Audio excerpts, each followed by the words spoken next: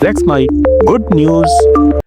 हरियाणा के अंबाला जिले के खेड़ागनी गांव में अनोखी पहल के तहत घरों पर पुरुषों की बजाय पढ़ी लिखी बेटियों और बहुओं के नाम व उनकी डिग्रियां लिखी नेम प्लेट लगाई जाती है। महिला ग्राम सभा से शुरू हुई इस मुहिम में करीब 30 ग्रेजुएट महिलाओं को सम्मान मिला, जिससे बालिका शिक्षा को बढ़ावा और समाज में सकारात्मक बदलाव का संदेश मिला।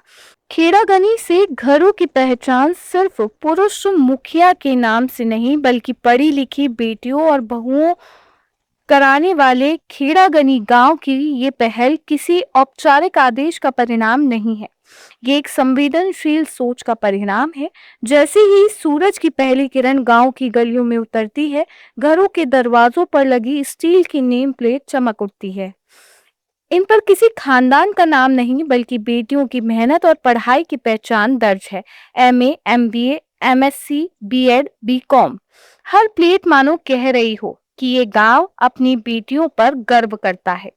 इस पहल की नींव नवंबर 2025 में आयोजित एक महिला ग्राम सभा बैठक में पड़ी। बैठक में एचआईआरडी के निदेशक डॉक्टर वीरेंद्र चौहान मुख्य अतिथि के तौर पर शामिल हुए। स्वास्थ्य विभाग, महिला पुलिस थाना प्रोटेक्शन अधिकारी और महिला एवं बाल विकास विभाग की महिला अधिकारियों ने महिलाओं को स्वास्थ्य, स्वच्छता, कानून अधिकार, सामाजिक उत्थान और सोलर रूफटॉप सिस्टम जैसे विषयों पर जागरूक किया। गांव के सरपंच परवीन धीमान बताते हैं, चर्चा के दौरान एक विचार आया कि गांव में कितनी बहु बेटियां पढ़ी लिखी है, क्यों ना इसका सर्वे कराया जाए। न्यूनतम योग्यता ग्रेजुएशन तय की गई। इसके बाद पंचायत प्रतिनिधियों ने घर घर जाकर जानकारी जुटाई। सर्वे पूरा हुआ तो तस्वीर उम्मीद से कई अधिक उजली निकली। करीब 30 बहु बेटियां ऐसी मिली जिन्होंने कम से कम ग्रेजुएशन की डिग्री हासिल की है। पंचायत ने तय किया कि इन उपलब्धियों को कागजों में नहीं, गांव की दीवारों पर दर्ज किया जाएगा। सभी 30 महिलाओं की नेम प्लेट बनवाई गई और उनके घरों के बाहर लगवा दी गई। पंचायत सदस्य मनोज कुमार, अनिल कुमार, रूबल देवी, नीतू, पूजा और ग्राम सचिव लोकवीर ने इस पहल को जमीन पर उतारने में अहम भूमिका निभाई। आज गांव की तस्वीर बदल चुकी है। गलियों से गुजरते वक्त हर कुछ कदम पर किसी बेटी की सफलता नजर आती है। पंचायत ने पढ़ी लिखी लड़कियों का डेटा तैयार किया है ताकि जरूरत पड़ने पर उन्हें आगे की पढ़ाई या प्रतियोगी परीक्षाओं में मदद दिलाई जा सके। वर्तमान में कुछ लड़कियां सिविल सर्विसेज और पोस्ट ग्रेजुएशन की तैयारी में जुटी है। छोटा सा गांव, कच्ची पक्की गलियां और सादगी भरी जिंदगी, लेकिन खेड़ागनी ने चुपचाप एक बड़ा संदेश दे दिया। सरपंच धीमान कहते हैं, जो बेटियां अभी 5वीं क्लास में हैं और जिन्हें ये भी ठीक से नहीं पता कि और कितनी पढ़ाई करनी होगी, अब वह भी बड़े भरोसे से कहती है कि हम भी सारी क्लासें पढ़ेंगे, पढ़ाई बीच में नहीं छोड़ेंगे। हमें भी अपने नाम की नेम प्लेट चाहिए। अगर इरादे मजबूत हो तो बहती हुई लहरों का रुख भी मोड़ा जा सकता है। गोवा की 2 महिलाओं ने इस बात को सच कर दिखाया है। जहां लोग अक्सर नदियों को सिर्फ खूबसूरती के लिए देखते हैं, वहीं पोंडा की मारिया जोआना रोसोरिया फर्नांडिस और कॉटोरिम की सिल्विया फर्नांडिस ने इन्हीं लहरों के बीच अपने सपनों की खेती शुरू की है। मारिया और सिल्विया ने रिवर केज फार्मिंग को अपनाया है। ये एक ऐसी तकनीक है जिसमें नदी के बहते पानी के बीच बड़े बड़े जाल लगाए जाते हैं और उनमें मछलियां पाली जाती है।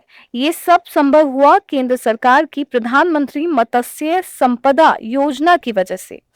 पोंडा के पंचवाड़ी इलाके की रहने वाली मारिया फर्नांडिस ने अपनी शुरुआत 6 केज से की है। उन्होंने इसमें गोवा की सबसे पसंदीदा मछली एशियन सिबास यानी चौनक को पाला है। मारिया का कहना है कि सरकार की सब्सिडी से स्ट्रक्चर का खर्च निकल गया। अब जो मुनाफा होगा उससे बाकी जरूरतें पूरी हो जाएंगी। मारिया को उम्मीद है कि उनकी एक फसल करीब 2.5 टन की होगी, जिसे वे सीधे बाजार में बेचेंगी ताकि लोगों को ताजी मछली मिले और उन्हें सही दाम। दूसरी ओर सिल्विया फर्नांडिस ने एक बड़ा कदम उठाते हुए 12 केज लगाए हैं। वे सिर्फ चौनक ही नहीं बल्कि पॉम्फ्रेट मछली भी पाल रही है। सिल्विया बड़े गर्व से कहती है, मुझे खुशी है कि मैं उन गिनी चुनी महिलाओं में से एक हूं जो इस सेक्टर में बिजनेस कर रही हैं। मैं दूसरी औरतों से भी कहूंगी कि वे आगे आएं, सरकारी योजनाओं का फायदा उठाएं और आत्मनिर्भर बने। इन दोनों ही महिलाओं को मत्स्य विभाग की ओर से 10.8 लाख रुपए की सब्सिडी मिली है। अधिकारियों का मानना है कि मारिया और सिल्विया गोवा में ब्लू रिवॉल्यूशन की असली हीरो हैं। उनका ये बिजनेस न केवल पर्यावरण के लिए अच्छा है, बल्कि गोवा के स्वयं पूर्ण गोयम मॉडल को भी मजबूती दे रहा है। आज मारिया और सिल्विया सिर्फ मछलियां नहीं पाल रही हैं, बल्कि वह गोवा के हजारों महिलाओं को ये सिखा रही है कि अगर आपके पास हुनर और सही दिशा है, तो आप अपने घर के पास बहती नदी से भी अपनी किस्मत बदल सकती है। रिवर केस फार्मिंग मछली पालन की एक आधुनिक तकनीक है। इसमें नदी या झील के बहते पानी में बड़े बड़े जालदार पिंजरे लगाए जाते हैं।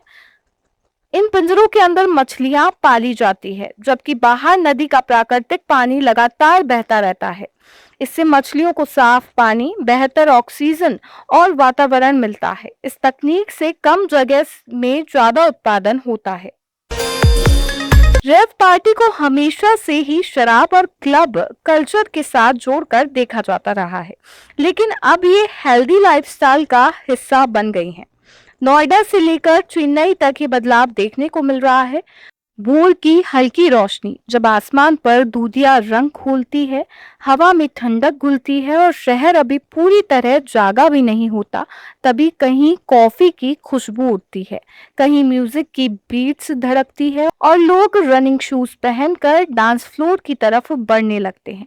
मॉर्निंग रेव नाम का ये ट्रेंड सुबह 6 से 9 बजे के बीच होता है और ऑफिस या रोजमर्रा के काम से पहले ही खत्म हो जाता है। यहाँ कॉकटेल नहीं, मात्रा, कॉम्बुचा, कॉफी और ताजे जूस मिलते हैं। भारी स्नैक्स की जगह मूसली, बाउल और हल्का नाश्ता। टेक्नो हाउस और पॉप रिमिक्स पर लोग खुलकर झूमते हैं। बेंगलुरु से लेकर इंदौर तक कई रन क्लब अब अपनी रनिंग सेशन के बाद रेव होस्ट कर रहे हैं। लोग पहले दौड़ लगाते हैं, फिर उसी जोश में डांस करते हैं। मुंबई की एक इंटीग्रेटिव हेल्थ कोच का कहना है कि हेल्थ और वेलनेस को मजेदार तरीके से पेश करना जरूरी है। फिटनेस कम्युनिटी जैसे STRIDE run club, Delhi run collective और भाग क्लब वीकेंड पर आफ्टर रन रेव रेगुलर करा रहे हैं। कई एथलीजर और एनर्जी ड्रिंक बैंड भी जुड़ रहे हैं। चेन्नई में मद्रास डीवी ने एक कार एंड कोको रेव रखी। इसमें करीब 400 लोग पहुंचे। यहाँ म्यूजिक, कार शो और ब्रेकफास्ट का कॉम्बो देखने को मिला। कम्युनिटी और को-फाउंडर सूर्या के अनुसार इससे कॉलेज जाने वाली नई पीढ़ी भी जुड़ी। कुछ जगहों पर तो साना रेव और जिम रेव जैसे एक्सपेरिमेंट भी हो रहे हैं। नोएडा के युवा संचित टंडन कहते हैं कि इन इवेंट्स की वजह से वीकेंड पर सुबह जल्दी उठने का मोटिवेशन मिल जाता है। डिप्टी नायर बताती हैं कि यूएस बेस्ड क्लाइंट्स के साथ काम करने की वजह से वे रात में बाहर नहीं जा पाती, इसीलिए सुबह का ये ऑप्शन उनके लिए परफेक्ट है। डीजे भी इस ट्रेंड से खुश है। गुरुग्राम की डीजे काउंट का कहना है कि इलेक्ट्रॉनिक म्यूजिक अब सिर्फ नाइट क्लब तक सीमित नहीं है। कैफे, बैकयार्ड या छोटे स्पेस में भी अच्छा माहौल बन सकता है और सुबह की रेव ज्यादा पर्सनल और एक्सपेरिमेंटल होती है। आप सुन रहे थे let's mind more than radio. Follow कीजिए हमें हमारे सोशल मीडिया प्लेटफॉर्म्स पर। It's time for news. It's time for More Than Radio. Presenting the first radio news app, Let's Mic. Let's Mic, a news-based app on your phone where you get to watch and listen news, talk shows, interviews, radio show podcasts. On Let's Mic, you get all relevant information of TV, print, radio, podcast, and digital. Let's Mic talks about every segment of life.